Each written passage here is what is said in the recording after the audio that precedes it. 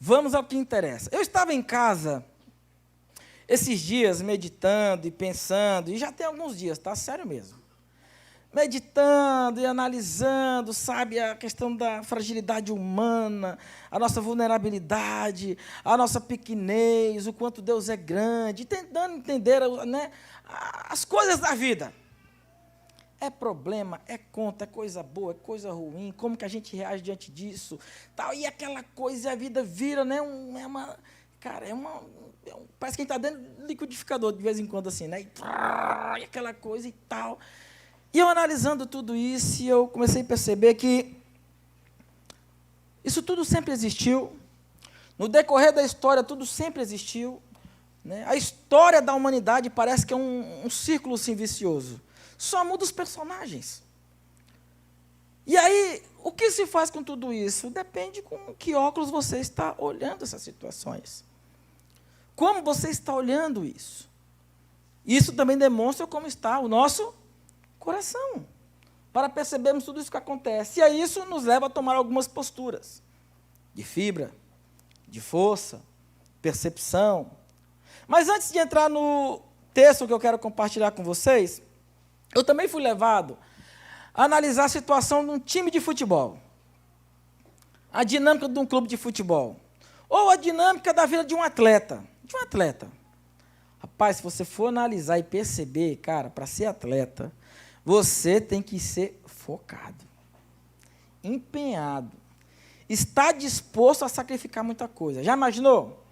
Vamos lá, time de futebol, tem que ir para o clube tal hora, tem treino, tem concentração, tem treino coletivo, tem treino particular. Se é goleiro, tem um treino à parte. Se o cara não tem um determinado alcance, o treinador vai matar ele até esticar mais uns 2 centímetros de dedo para frente.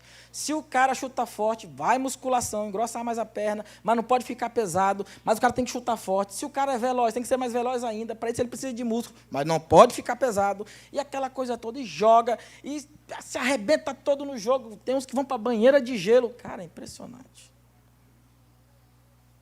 Dia de jogo, alguns dias de jogo, dependendo do jogo, o cara fica 2, 3 dias longe da família, concentrado no hotel, focado, mais focado que cavalo de vaquejada lá no Maranhão. Quem conhece vaquejada aqui? Não conhece, né? Vaquejada? Valeu, boi! Tá. Olha aí, ó, meu primo, Felipe, não sabe. Né? Tá lá a pista, lá, o boi está lá no corredorzinho só aqui, e o cavalo está de um lado, do outro do outro, bate esteira, aquela coisa, e quando o boi sai, meu amigo, aí é onde Deus nos acuda. Tudo isso para ter êxito. Tudo isso para ter foco. Treinamento para ter entrosamento. Treinamento particular para ter mais habilidade. Se o cara é bom de drible, vai forçar o cara a ter mais desenvoltura naquela área. Se o cara é veloz, esse cara não pode ficar muito lá atrás, esse cara tem que ser um lateral.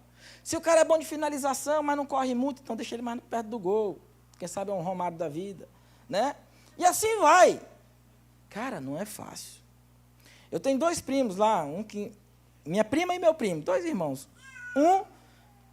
O mais novo, o Felipe, jogava futebol, jogou pelo Corinthians, ele na categoria de base, aquela coisa, né? E tem minha prima, que agora é esposa do Marcel, da Seleção Brasileira de Futsal, está morando na Espanha e tal, ela jogou futebol feminino, pela Portuguesa e etc. Cara, a Andréia, cara, não tinha vida, era para cima e para baixo com essa menina, para eles terem êxito na área do esporte. Quando eu olho para tudo isso, isso vai determinar como você vai reagir diante dos desafios daquela partida, daquele amistoso, daquele jogo final de campeonato. Você é treinado no seu psicológico para aprender a lidar com a perca de um pênalti que você perdeu. E era o pênalti do título. Com uma lesão que você vai ficar meses parado. Vai ganhar peso, lógico que não, como eu, mas vai ganhar peso. Fisioterapia e etc. E aí eu analisando tudo isso, eu olhei e falei assim, cara, nós como cristãos e integrantes desse reino, que é o que nós estamos pregando esses dias aqui, nós temos algumas atitudes, algumas ações que devemos tomar que a gente não toma. Sabe aquelas atitudes que também são vitais e necessárias para a nossa caminhada? E tem uma delas que tem sido negligenciada por nós.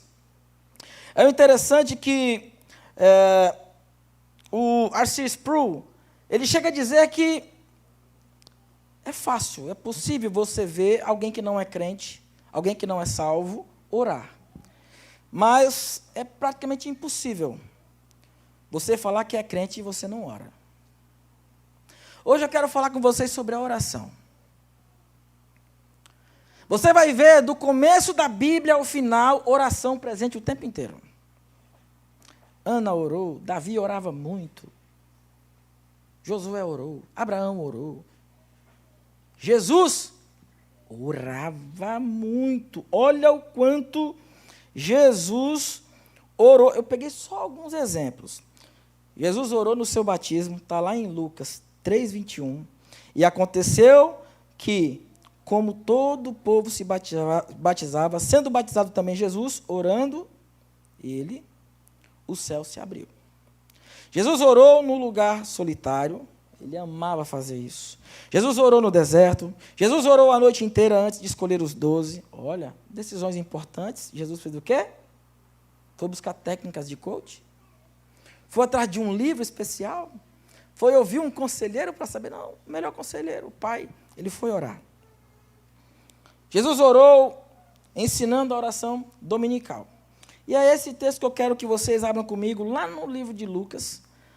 Lucas capítulo 11. Pai, falei até com voz de radialista agora, né, viu? 11.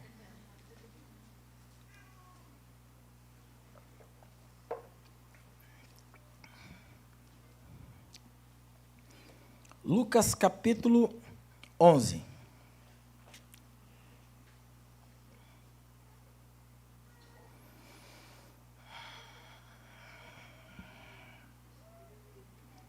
Amém? Vamos lá? Senhor, nós estamos diante da Tua palavra.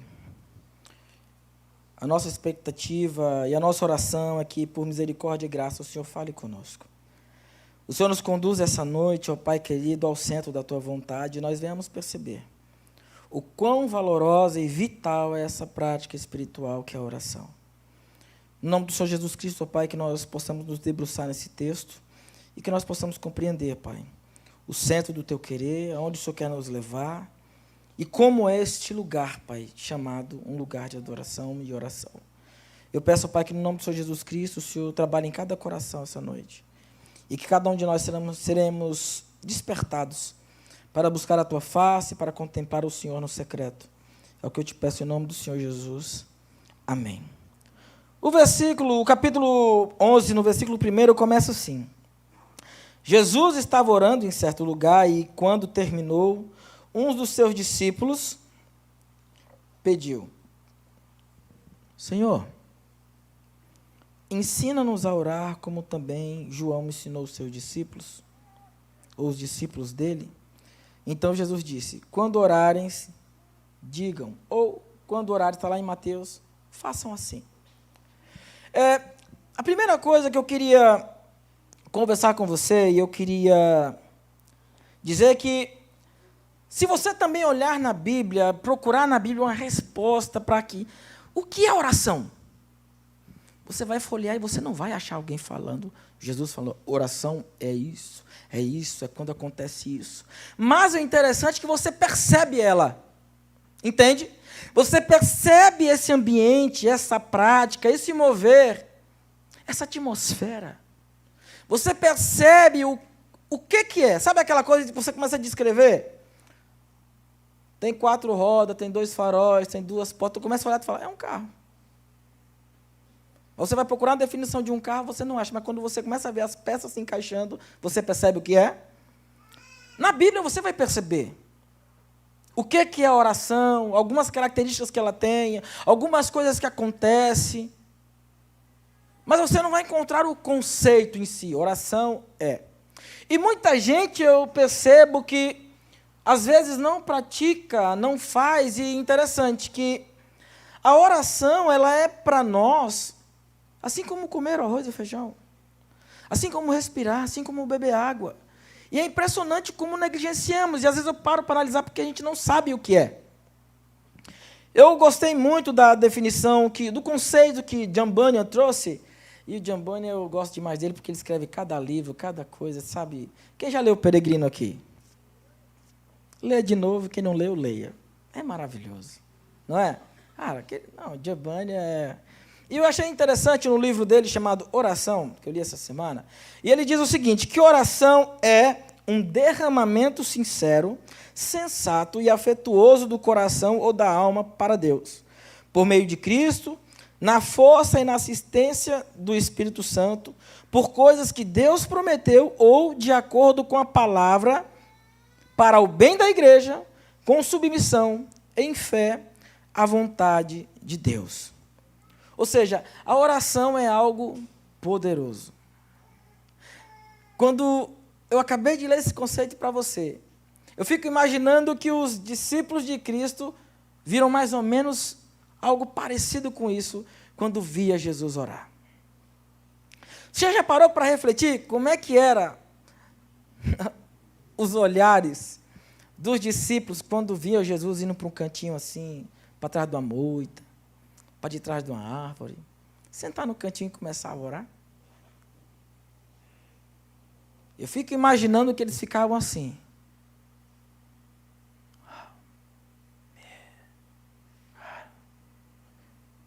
Eu creio que eles ficavam assim, sem palavras.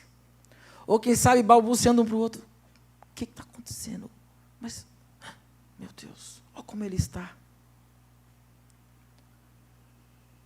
Eu creio que essa pergunta desse discípulo para Jesus, esse pedido, partiu disso. Ele viu alguém se derramando.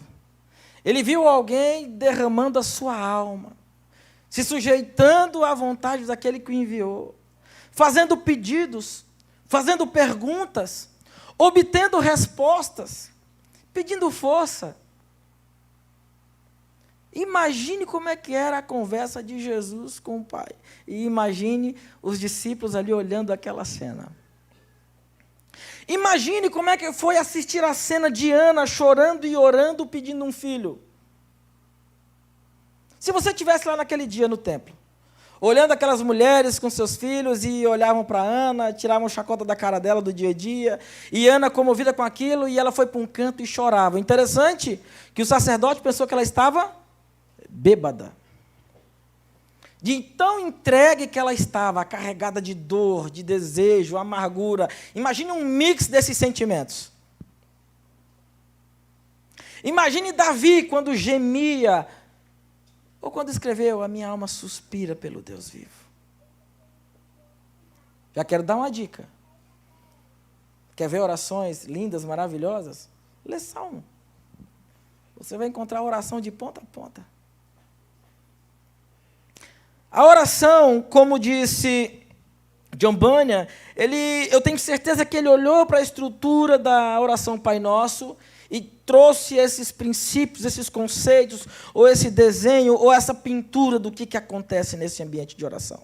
Eu quero que você entenda comigo que quando o discípulo olhou para Jesus e pediu para que ensinasse-os a orar, ele não falou, me ensina como orar. Ele disse, ensina-nos a orar. Isso que ele falou. Mas ele não falou como.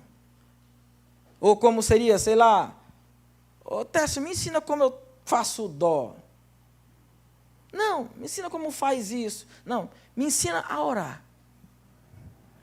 E eu olho essa situação e já entendo que a oração, ela não é uma receita de bolo. A oração, ela não é um passo a passo. Primeiro isso, aquilo, como muitos de nós aprendemos assim no dia a dia. Quando pequeno na igreja, ou já ouvimos alguns, né? Primeiro isso, aquilo, assim, assim. Aí ficamos aqueles robozinhos. Ou, não, eu sei orar. E a oração mais genuína que tem. Pai nosso, que estás no céu, santificado. Isso vira uma reza, um mantra na nossa vida que a gente fica repetindo isso. Eu não estou querendo dizer que a oração Pai Nosso, a oração Pai Nosso é uma bênção. Foi o Senhor que ensinou. Mas nós olhamos diante disso, diante dessa oração, nós vemos alguns princípios. E esses princípios estão escritos aqui no que o John Bunyan pôde descrever. E eu achei muito maravilhoso esse conceito dele. Quando olhamos também para a situação da oração, você pode, na sua cabeça calvinista radical, ou polêmica radical, falar assim, Júnior, para que orar? Já que Deus é soberano. Para que orar, já que Deus vai fazer todas as coisas e nada foge do seu controle? Eu concordo com você. Nada foge do controle de Deus. Tudo que Ele quer fazer, Ele vai fazer, sem consultar eu e você. Nada que Ele quer fazer, ninguém pode impedir. Agora, existem coisas que é fundamental a nossa participação. A soberania de Deus, ela não mata a nossa responsabilidade. Eu não estou diante aqui de robozinhos. A soberania de Deus, ela não mata as nossas decisões. Deus, Ele é um Pai relacional. Se partirmos ali já para o primeiro pedaço, o primeiro trecho da oração Pai Nosso, nós percebemos que ele começa com Pai. Há um relacionamento. Não é uma linha de comando, de vários fantoches, vários bonequinhos de madeira, e acontecendo. Quando você olha para a história do povo de Deus, você olha para a Bíblia de ponta a ponta, você percebe alguém orando e algo acontecendo porque aquela pessoa orou. Por mais que Deus seja soberano. Eu vou citar um exemplo para você. Deus prometeu para Abraão que ele seria pai de uma grande descendência, né? Muitos viriam. E aí ele teve quem? Isaac, correto? Isaac casou com quem?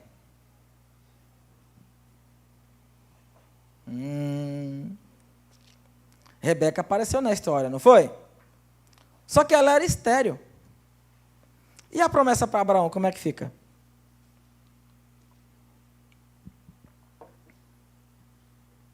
Chegou ali, tem que continuar, correto? O próprio Deus fala para Isaac, ora. Ora para que você tenha filhos, ora para que ela seja curada. Ele orou e ela foi curada.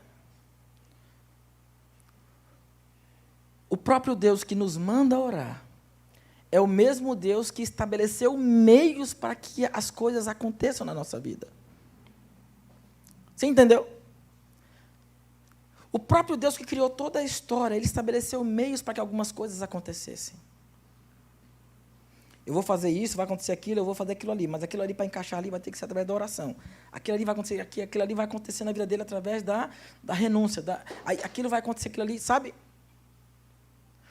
O Deus que criou a história foi o mesmo que estabeleceu meios para que algumas coisas aconteçam. Entendeu? Então, primeiro sofisma que pode aparecer por aí. Não, como assim? Rapaz, se Deus vai fazer todas as coisas, eu não vou orar. Epa, isso é um engano do diabo. Tá? A responsabilidade humana, a soberania de Deus caminham de mãos dadas. E lá na frente, lá na frente, assim, onde a gente não consegue enxergar, elas se unem. Tá bom? Isso é um grande mistério de Deus, é uma maravilha, é uma bênção de Deus. E daí, nós olhamos para a Bíblia e continuamos olhando para ela e ficamos nessa, né? Mas orar, rapaz, mas é impressionante. Então, se Deus, mas por que eu tenho que orar? Porque Deus mandou. Você vai ver na história bíblica, Deus mandando orar. Deus não pede para você orar, Guilherme. Deus não pede para Glaucio orar. Deus não pede para o fulano orar. Deus fala, ora. Você vai ver no Novo Testamento, Paulo falando, né? Orai sem cessar. Tiago falando, ora direito. Tem até orado. Não tem recebido as coisas porque tem pedido mal. Ora direito. Jesus, ele fala, quando orares, tranca-te no teu quarto, não é isso? A oração não é um pedido. É um dever. Você vê lá em Romanos 8, quando fomos resgatados por Cristo Jesus, do nosso interior brotou um clamor. Que é aquele clamor que diz o quê? Abba, Pai. Há de existir uma comunicação, um relacionamento entre nós e Deus. Mas nós não oramos. Nós negligenciamos. Mas é impressionante como nós não negligenciamos as postagens diárias do Instagram.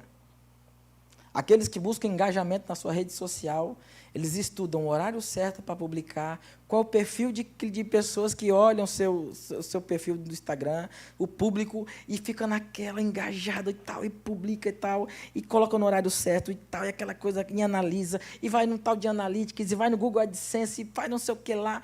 Cara, a pessoa não negligencia isso. O culto, às vezes, está rolando, a gente não negligencia olhar o celular para ver como é que está o WhatsApp. E se perguntar, por que está olhando o WhatsApp? Vai que alguém está me chamando aqui, alguma coisa. É ou não é? Vai que tem uma mensagem importante aqui e eu não vou ver. Rapaz, tu não tem um pinto para dar comida, muitos que estão aqui, né? Não tem um menino para criar. E se eu falar para você que tem alguém te esperando no quarto?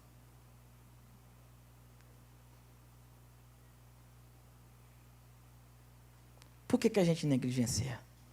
Se eu te falar que tem alguém de ouvidos atentos o tempo inteiro, dentro do seu carro, quando você entra dentro dele, por que às vezes você dá vazão ao choro, ao grito? E não a um bom dia, pai, tudo bem? Às vezes negligenciamos a oração porque não compreendemos onde estávamos e onde nós estamos. Eu quero te informar e te lembrar que você estava morto em seus delitos e pecados, fedido, só o pó da gaita. E Jesus foi moído pelo Pai, arrebentado, estraçalhado, quebrado os seus ossos, por causa de você. Tudo isso porque Ele te amou primeiro.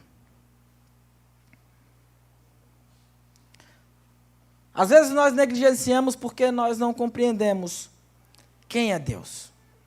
Olhamos para a oração Pai Nosso, que é o exemplo que nós estamos utilizando aqui nesse texto, e Pai Nosso, santificado seja o Teu nome. E às vezes nós queremos correlacionar as nossas atitudes terrenas com a de Deus, sendo que, na verdade, o negócio é de lá para cá, não é daqui para lá. E às vezes olhamos para Deus como fosse um qualquer, como às vezes você tem tratado o teu pai.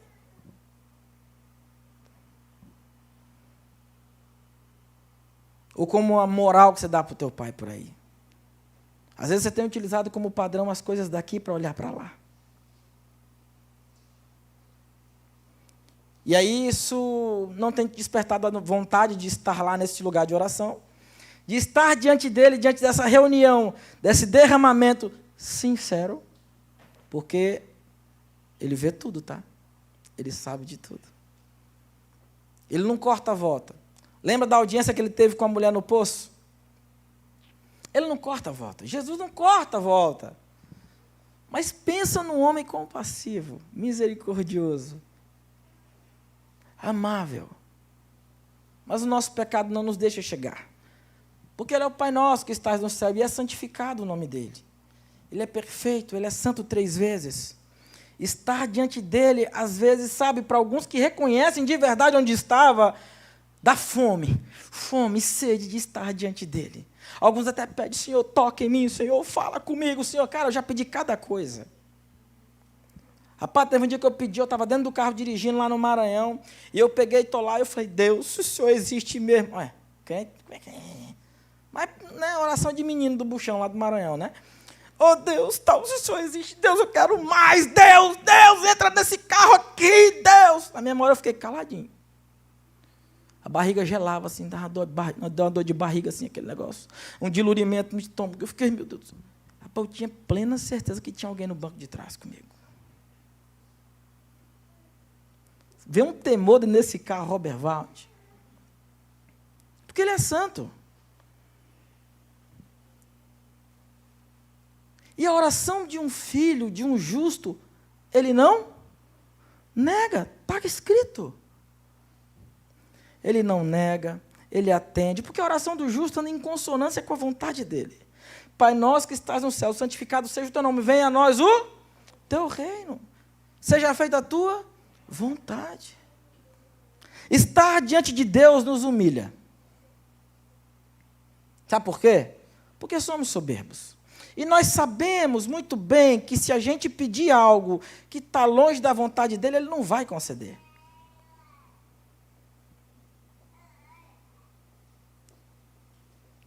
E a gente quer muito que aconteça aquilo que nós queremos.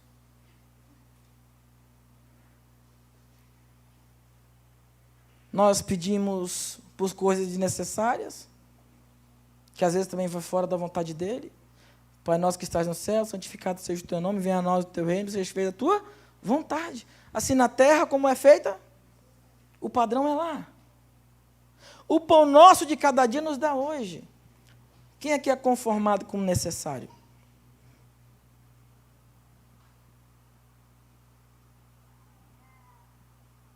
O nosso olhar, o nosso bolso, o nosso coração é soberbo, é guloso, é egoísta.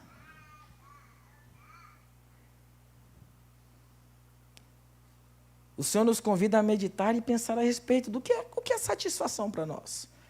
Senhor, seja feita a tua vontade, eu te amo tanto, ó Pai, eu sou tão feliz contigo, porque eu quero viver a tua vontade, Pai, o que me importa diante disso, é satisfação diante do Senhor. Não me faltando nada, tá bom demais. Isso eu não quero dizer que Deus não pode encher os teus celeiros, que você não pode ter dinheiro. Não, não é isso. Mas o problema é a insatisfação humana com aquilo que Deus tem dado. Contentamento foi-se embora. Estar diante de Deus, nesse momento de oração, orar diante de Deus, é sujeitar a nossa carne, é sujeitar a nossa soberba, é sujeitar, sabe, o nosso egoísmo, é se colocar diante dEle. E às vezes a gente pensa que orar é estar diante de Deus para mudar Deus, para acontecer algo para mim. E desde já quero te responder, a oração não muda Deus. Ele é imutável. Tudo que ele escreveu vai acontecer, e deu, ninguém muda Deus. Então, Júnior, para que orar? Para me mudar.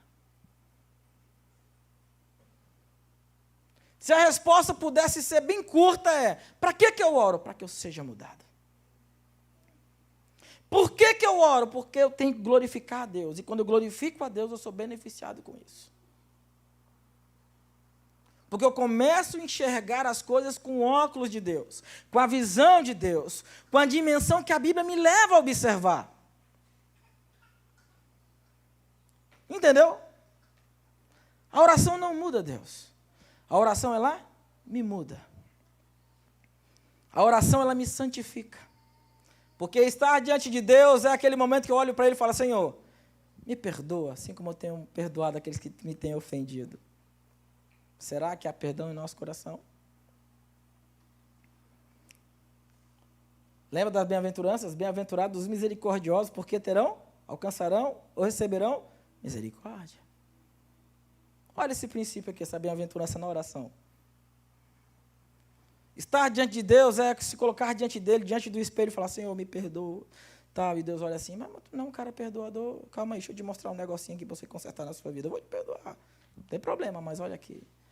Estar diante de Deus é desafiador, mas estar diante de Deus é santificador.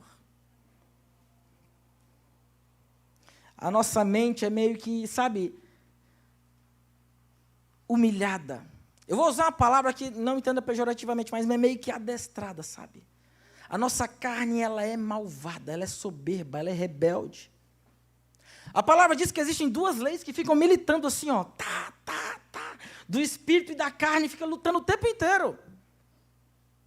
Então isso vai existir. A nossa carne não quer, Roberto, não quer. Mas quando nos colocamos em oração, cabeça baixas, na postura certa, estamos diante de um Pai, mas não é diante de um Pai qualquer, eu estou diante de um Pai que é um Pai santo, perfeito. Eu não estou chegando na audiência para conversar com qualquer um, sabe? Eu não estou diante de um ministro do Supremo Tribunal Federal que exige que se chame ele de excelência. Nós estamos diante daquele que excede qualquer excelência. Me perdoa, Senhor, dos meus pecados. É arrebentar com o nosso orgulho. É compreender que precisamos de perdão dia após dia. Uma vez salvos, sempre salvos, mas não quer dizer que agora eu vou viver relaxadamente. Não nos deixe cair em tentação. Caminhar com Deus, estar nesse lugar de adoração é um lugar de proteção. E nós não oramos por quê? Você está protegido. É como se tivesse, sabe? Lembra que Jesus orou pelos discípulos, que não ia tirar eles do mundo, eles estariam no mundo e tal, e iam enfrentar tribulação, problema? A oração lá de Jesus lá, orando, intercedendo pelos discípulos. Orar, ter esse lugar de oração em Deus, é como se fosse, nós estivéssemos nesse mundo, mas o Senhor colocasse ao redor de nós anjos, nos cercasse, nos protegendo o tempo todo. Porque cultivamos o lugar de oração diante do Senhor, a nossa mente começa a ser tomada por aquilo que temos lido, por aquilo que temos ouvido, por aquilo que temos conhecido de Deus, e automaticamente as tentações vêm, mas ao mesmo tempo vem o escape, um louvor. Comigo já aconteceu várias vezes. Da minha mente pensar algo bem atribulado, bem nojento, bem pecaminoso. Aí daqui a pouco vem uma canção, sabe? É que essa raça pegou fogo e não se consumiu. Parece que tem alguém cantando no pé do meu ouvido. Mas o que é isso? Aquilo que tem guardado na minha mente. De tanto que eu ouvi o pessoal cantando aquilo, o instrumento toca sozinho. Entende? É você estar num lugar e daqui a pouco você lembra de um trecho de um livro maravilhoso que você leu e você fala, agora eu entendi. Né? Sabe? Senhor, não nos deixe cair em tentação. Orar é estar dizendo para Deus, Senhor, me livra da tentação, me ajuda. Teve um momento que o Senhor pediu para que alguém orasse, esse cara não orou e ele caiu em tentação. Lembra do tio Pedro? Ora, para que não seja, né? Para que não caia em tentação. Aí Pedrão foi orar, Pedrão foi dormir. Quando chegou o soldado, o que aconteceu? Faca. Entende? Júnior, mas eu estou vendo que fala de tentação e maldade, livra-nos do mal. Pois é. Tem coisa que é o diabo das nossas vidas, tem coisa que é a gente mesmo. O nosso coração é maldoso.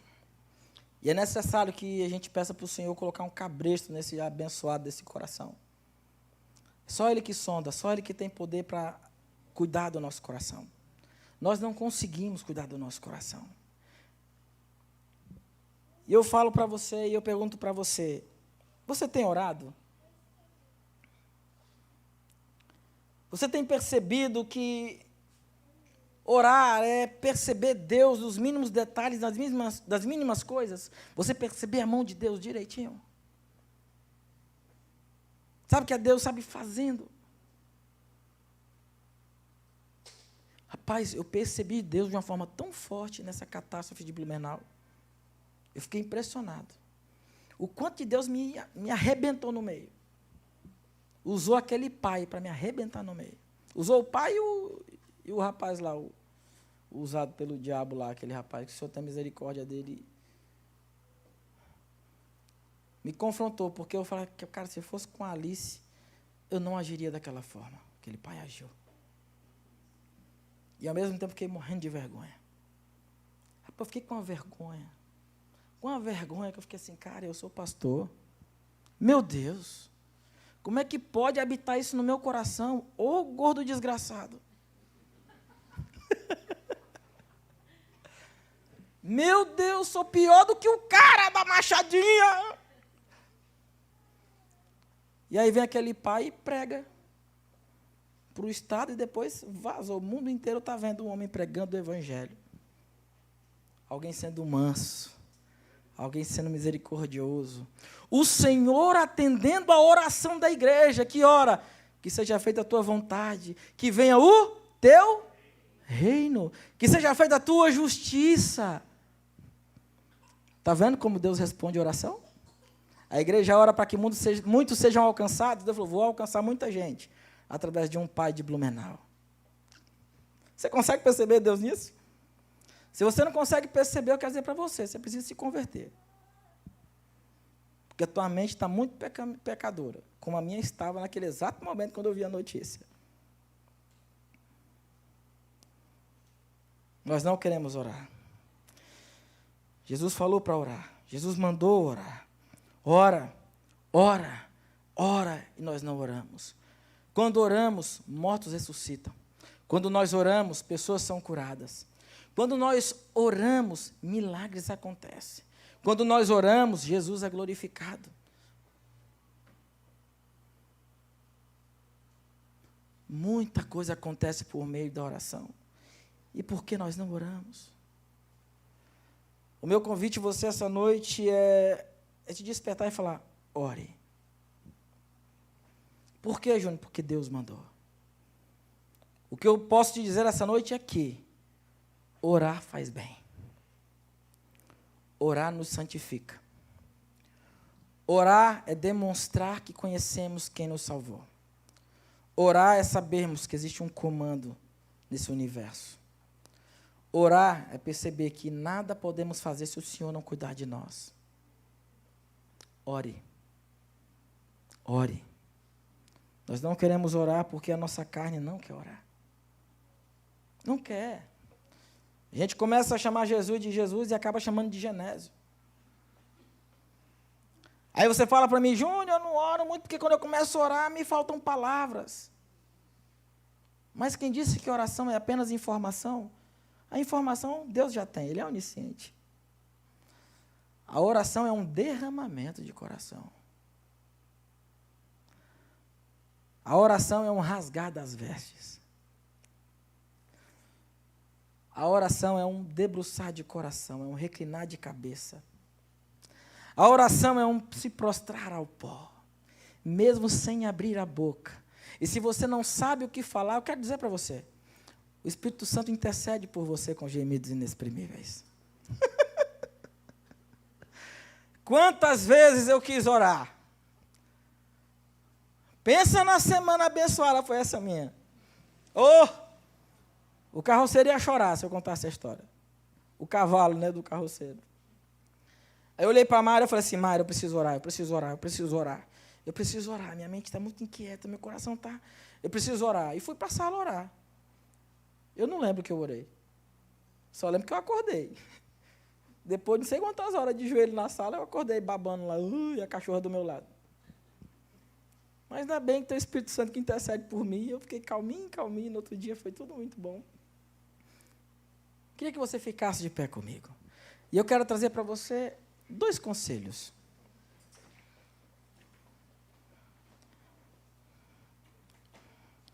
Júnior, eu não sei orar e eu percebi aqui que essa mensagem ela partiu da introdução ali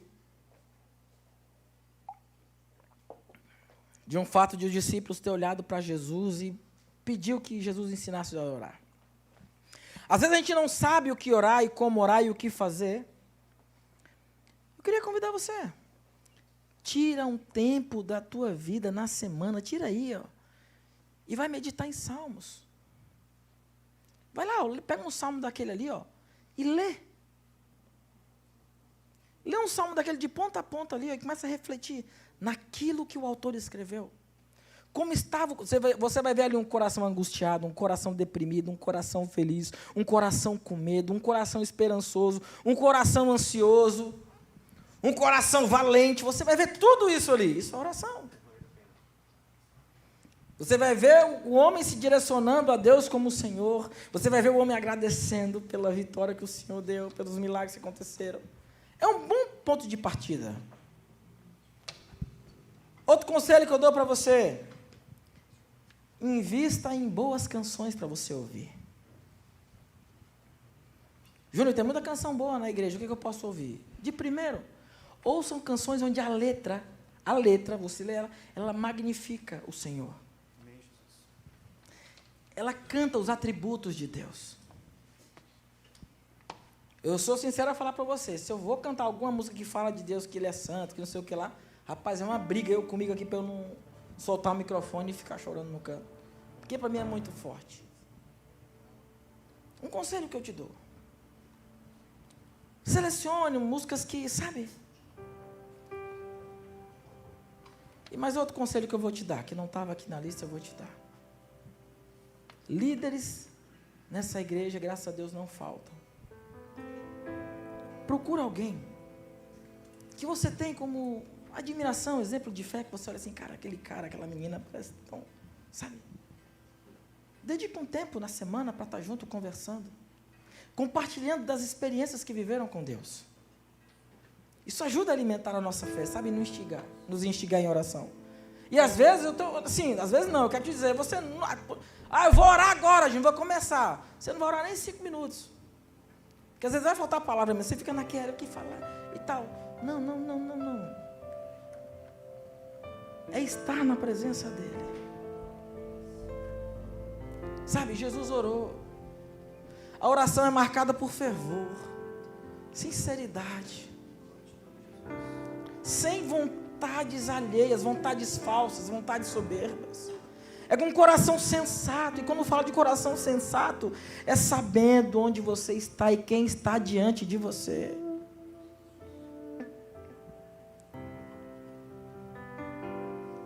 É falar de exercer energia, força. Força contra orgulho, contra soberba, força contra você mesmo, sabe? Orar machuca, dói. Orar é confrontante. Orar não é algo muito confortável em algumas situações. Tem um salmo que diz que Davi, ele gemia, ele meio que rangia. Jesus, quando estava orando, ele transpirou gotas como de sangue. Ele estava intercedendo por mim e por você.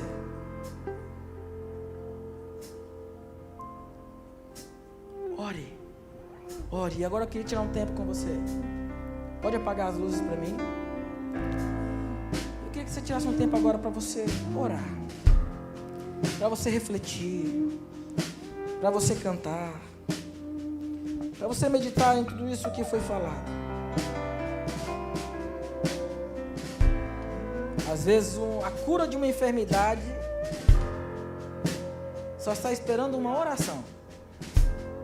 Às vezes a resolução de um problema, e às vezes não é nem a resolução, a solução está na tua frente. Às vezes é abrir os teus olhos para perceber o caminho que o Senhor quer te levar. Está faltando uma oração apenas. Sabe, uma oração. A oração não são repetidas palavras, e falando. A oração não é algo enfadonho. Não é algo de importunação. Fale com Deus nesse momento.